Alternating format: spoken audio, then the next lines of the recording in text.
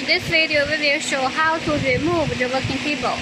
You can see for this machine, the table is a removable table.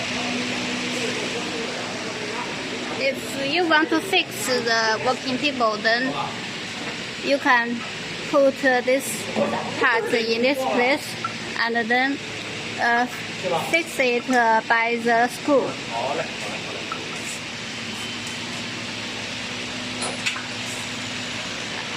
On this side, it is simple. And also, in this place, we have this part to fix the working table.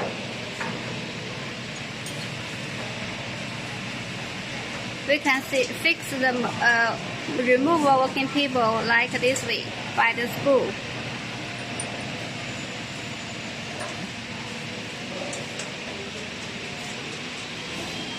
In total, there are 4 screws in this place and 4 screws in that place, and in the front there are 4. 2 in this place, 2 screws and 2 in this place. In total, there are 12 screws to fix the removable working table.